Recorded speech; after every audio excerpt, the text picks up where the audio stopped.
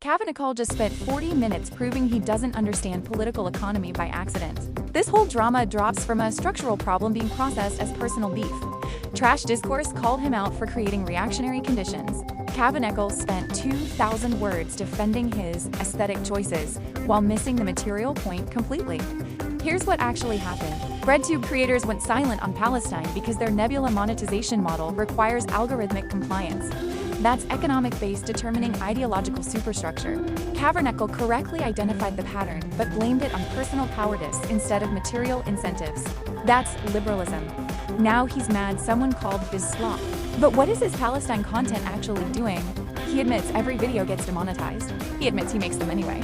That's not grifting, that's actually proletarian media production under hostile conditions. But he theorized his own practice because he's stuck in this creator versus creator drama matrix instead of analyzing the platform relations that structure all of it. The Nebula elite critique was materially correct. These creators monetize through paywalled platforms that require ideological gatekeeping. That's not conspiracy. That's how Nebula's business model works. But Kavanaugh frames it as personal betrayal instead of systemic capture. Pure moralism. Trash Discourse called the theater kid left thing a queerphobic dog whistle. Maybe it reads that way to marginalized creators who've been pushed out of monetized spaces by algorithmic discrimination. That's a real structural problem. But Kavanaugh hears personal accusation instead of material analysis. Both of them are doing liberal discourse. The colonizer accent bit is pure rad lib aesthetics. Yes, Kavanaugh's Irish. Yes, that matters historically.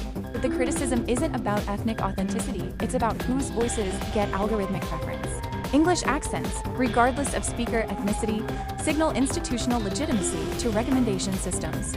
That's the material fact being discussed through identity language. Palestine isn't just another issue, it's the crystallization point where imperial ideology becomes undeniable.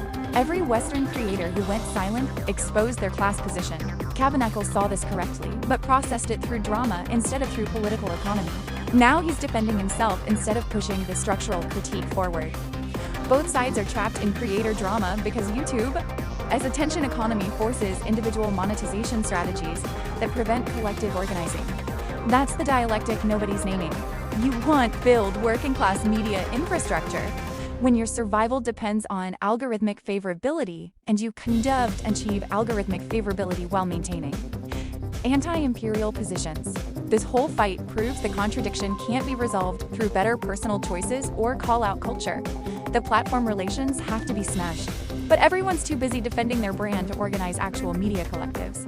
Kavanaugh makes more Palestine content than almost anyone in his subscriber range. That's material fact. But he couldn't leverage that into structural power because he's competing for individual monetization instead of building collective institutions.